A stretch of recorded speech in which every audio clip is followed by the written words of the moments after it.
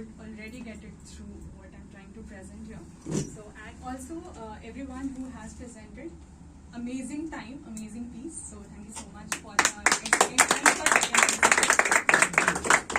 शुरू करते हैं। इस ओपन माइक में रजिस्ट्रेशन के बाद जब थीम चुनने का मौका आया तो दिल और दिमाग ने एक ही सीधा रास्ता सुझाया।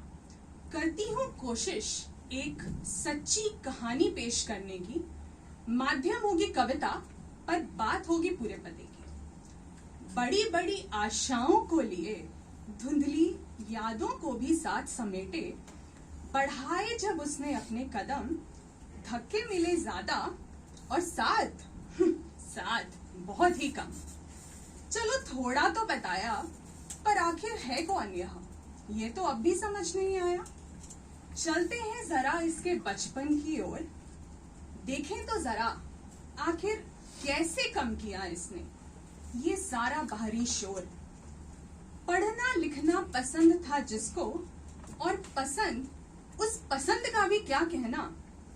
एक और जहां थे बच्चे कतराते, स्कूल के पहले ही दिन बड़ी सी मुस्कुराहट लिए, और वही था सिर्फ उसका गहना। शिक्षकों की भी प्रिय थी वो, और माँ बाप की तो थी ही दुलारी। नर्सरी से ही जिसने परफॉर्मेंसेस काफी सारी की सारी। पूछो सवाल किताबों से या फिर हो आसपास की दुनिया की बात, ऐसा शायद ही कुछ रहा होगा जिसका ना दे जा पाती होगी वह जवाब।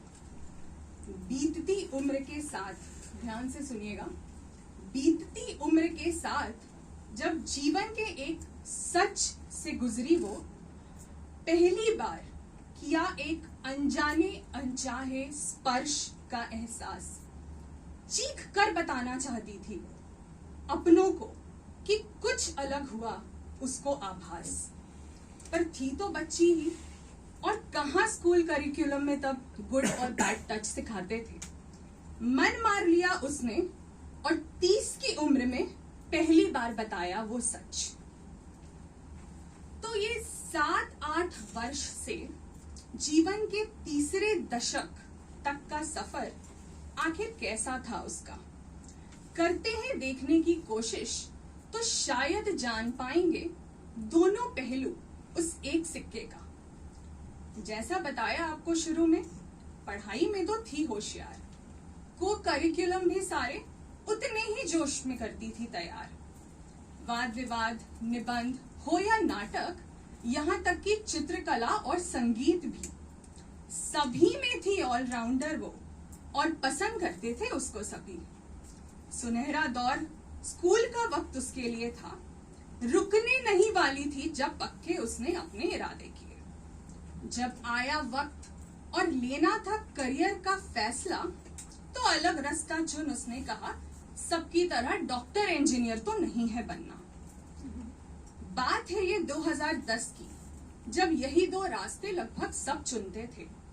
समाज की बेड़ी जो थी, आखिर साइंस टॉपर आर्ट्स आगे चल के थोड़ी चुनते थे, लेकिन इसको तो करना था वही जो था उसने ठाना। कहाँ सुनती किसी की, चाहे कुछ भी कहे जमाना।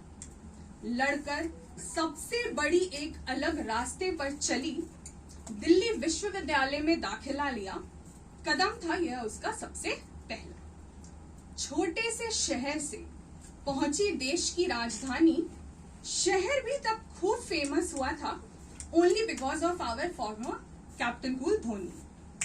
मेट्रो सिटी के रंग ढंग में कैसे ढलेगी वो, सोचती थी कि जिस लाइफस्टाइल के बारे में कुछ भी नहीं है पता, वहां अपने रास्ते कैसे चुनेगी वो। खैर, इन उलझनों के बीच लंबा सफर जब उसने शुरू किया, इतिहास प्रोफेसर से मिली तारीफ ने उसके हौसलों को बुलंद किया।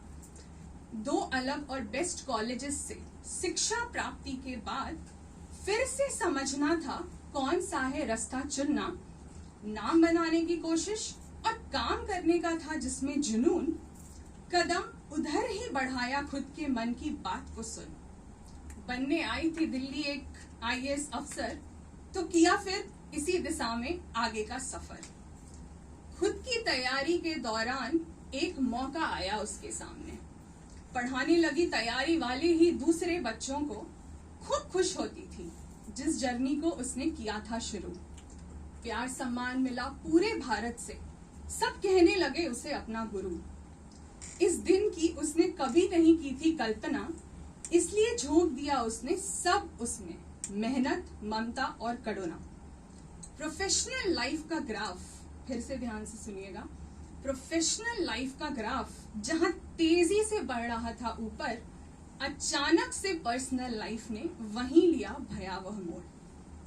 होशोवास में जब जीवन के सबसे बड़े सच से हुआ सामना, परिवार में अचानक और लगातार हुए मृत्यु के सच को था अब उसे अपनाना।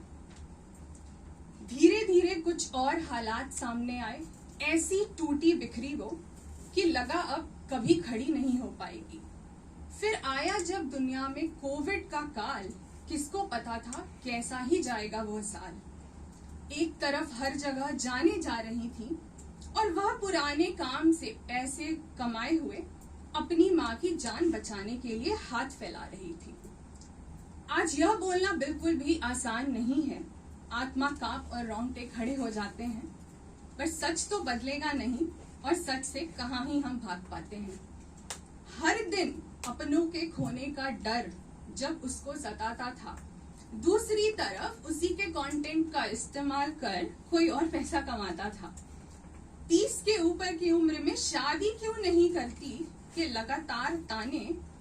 ऊपर से करीबियों ने कहा दिल्ली आई तो थी बड़ा IAS अफसर बनने।